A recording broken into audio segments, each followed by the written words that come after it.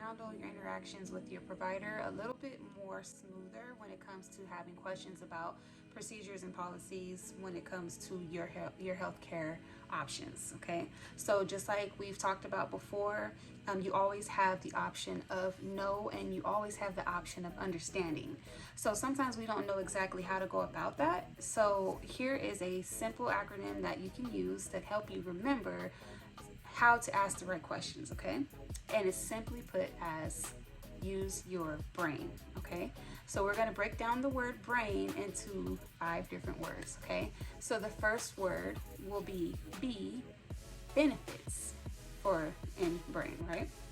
So your question would be, what are the benefits of me using or doing this procedure that you're telling me to do for my body, or for my baby, or for myself, whatever it is? So your doctor should be able to give you the benefits of said procedure or policy. The next word is going to be risks, R in brain. Okay, so what are the risks of me using this policy or procedure? Oftentimes they'll just tell you, this is what we're going to do, and that's it. This is why we're going to do it.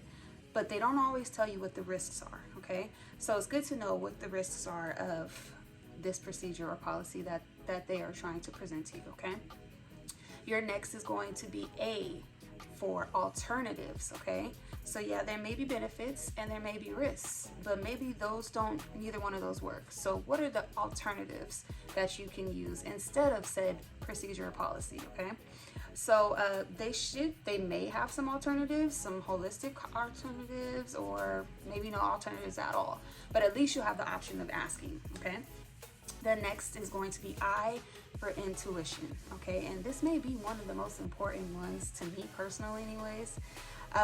Your intuition, that gut feeling. Okay, after you know the benefits, you know the risks, and you know possible alternatives, what does your intuition tell you?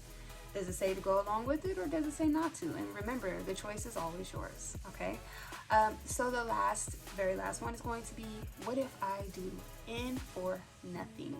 What if I don't do anything?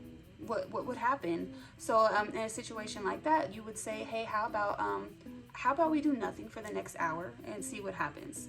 And that goes along with that intuition, gut feeling. Okay, so there you have it: benefits, risks, alternatives, intuition, and nothing.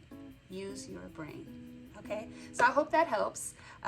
Let me know if you have any questions. Reach out to me. You know I'm always here. Okay, DJ the Doula signing out. Peace.